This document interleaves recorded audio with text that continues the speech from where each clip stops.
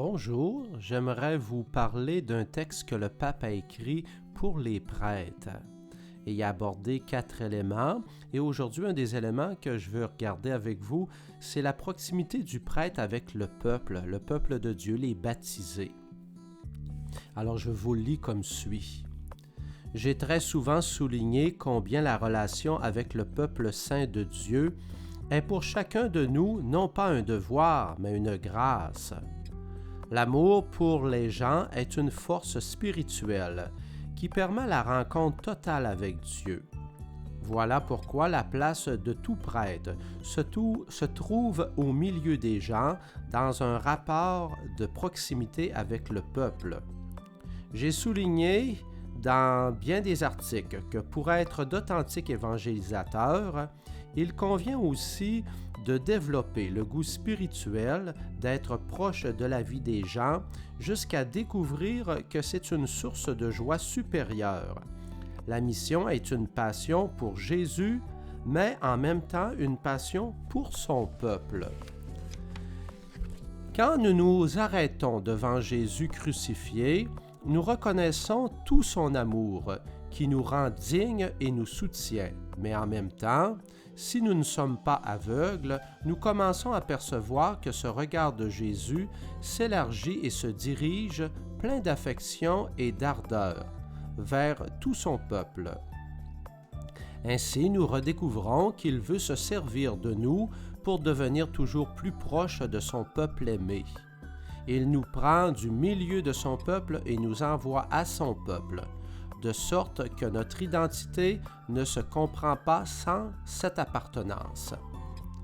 Je suis convaincu que pour comprendre à nouveau l'identité du sacerdoce, il est aujourd'hui important de vivre en rapport étroit avec la vie réelle des gens, à côté d'elle, sans la fuir d'aucune manière.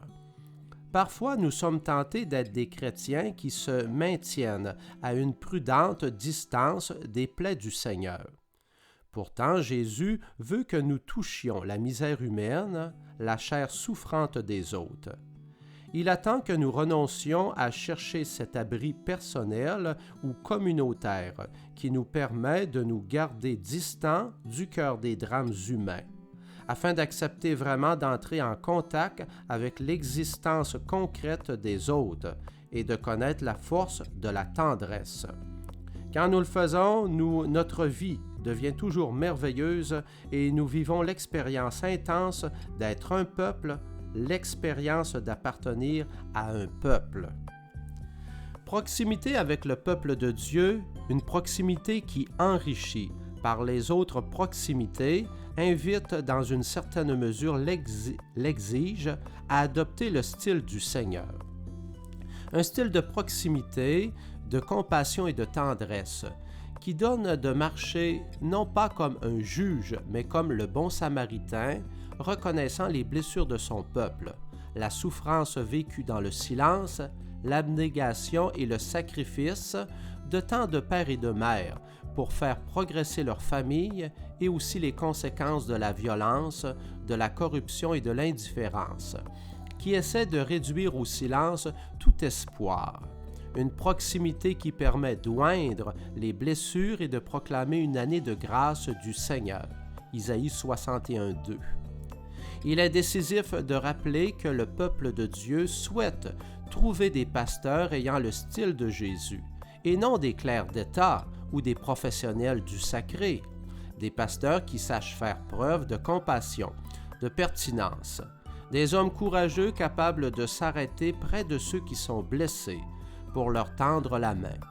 Des hommes contemplatifs qui, dans la proximité avec leur peuple, peuvent annoncer sur les plaies du monde la force agissante de la résurrection. Le sentiment répandu d'être orphelin est une caractéristique de nos sociétés réseaux. Connectés à tout et à tous, il nous manque l'expérience de l'appartenance qui est bien plus qu'une connexion. Avec la proximité du pasteur, il est possible de convoquer la communauté et de favoriser la croissance du sens d'appartenance. Nous appartenons au saint peuple fidèle de Dieu qui est appelé à être signe de l'éruption du royaume de Dieu dans l'aujourd'hui de l'histoire. Si le peuple s'égare, s'éloigne, les brebis se dispersent et sont à la merci du premier loup venu.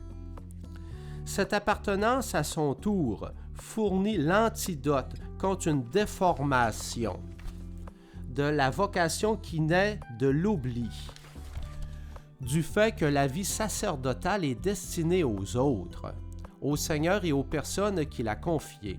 Cet oubli est à la base du cléricalisme et de ses conséquences. Le cléricalisme est une perversion parce qu'il se forme sur des éloignements.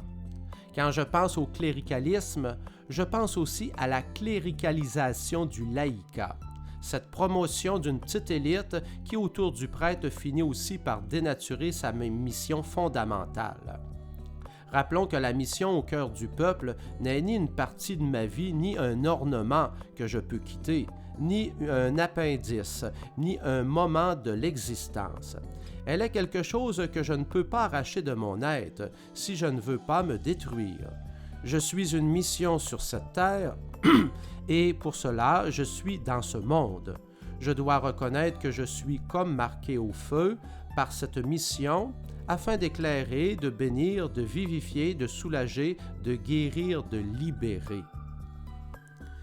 J'aimerais mettre en relation cette proximité au peuple de Dieu avec la proximité de Dieu, car la prière du pasteur se nourrit et incarne dans le cœur du peuple de Dieu. Quand il prie, le pasteur porte les marques des blessures et des joies de son peuple qu'il présente en silence au Seigneur, afin qu'il les oigne du don de l'Esprit Saint. C'est l'espérance du pasteur qui a confiance et qui lutte pour que le Seigneur bénisse son peuple. Selon l'enseignement de saint Ignace, ce n'est pas l'abondance de la science qui rassasie l'âme et la satisfait, mais c'est le sentiment et le goût intérieur des choses. Il serait bon que les évêques et que les prêtres se demandent comment vont mes proximités. Comment suis-je en train de vivre ces 4 dimensions qui configurent mon être sacerdotal de manière transversale et qui me permettent de gérer les tensions et les déséquilibres auxquels je suis confronté chaque jour? Ces 4 proximités sont une bonne école pour jouer en plein air, là où le prêtre est appelé sans crainte, sans rigidité, sans réduire ni appauvrir la mission. Un cœur sacerdotal est capable de proximité parce que le premier qui a voulu être proche, c'est le Seigneur. Puisse-t-il visiter ses prêtres dans la prière, dans l'évêque, dans les frères prêtres et dans le peuple. Qu'il nous dérange un peu et bouleverse la routine, qu'il suscite l'inquiétude, comme au temps du premier amour, qu'il mette en mouvement toutes les capacités pour que les gens aient la vie et la vie en abondance. Jean 10:10. Les proximités du Seigneur ne sont pas une charge supplémentaire, elles sont un don qu'il fait pour maintenir vivante et féconde la vocation. Devant la tentation de nous enfermer dans des discours et des discussions interminables sur la théologie du sacerdoce ou sur la théorie de ce qu'il devrait être, le Seigneur regarde avec tendresse et compassion et offre aux prêtres les repères à partir desquels ils peuvent reconnaître et maintenir vivante l'ardeur pour la mission. Proximité avec compassion, proximité avec Dieu, avec l'évêque, avec les frères prêtres et avec le peuple qui leur a été confié. Proximité avec le style de Dieu qui est proche, avec compassion et tendresse. Alors ici se termine ce texte de réflexion que le pape François a envoyé à tous ses prêtres pour se préparer au Triduum Pascal 2022. Alors je vous ai lu une partie du texte. J'espère que ça vous a aidé à réfléchir. Et moi qui vous parle, l'abbé Luc Bergeron, je remercie le Seigneur de vous côtoyer, vous les baptisés, quelle que soit votre fonction en Église, parce que vous me faites vraiment grandir. Et souvent, quand j'accompagne des personnes, quand les gens me disent « L'abbé Luc, voulez-vous prier pour moi? » Moi, je dis souvent aux personnes « Voulez-vous aussi prier pour moi? » C'est ensemble qu'on fait la mission. Alors en ce vendredi saint, je vous offre ce texte, portez-le dans la prière, portez-moi dans votre prière et moi aussi je vais vous porter dans ma prière. Merci beaucoup.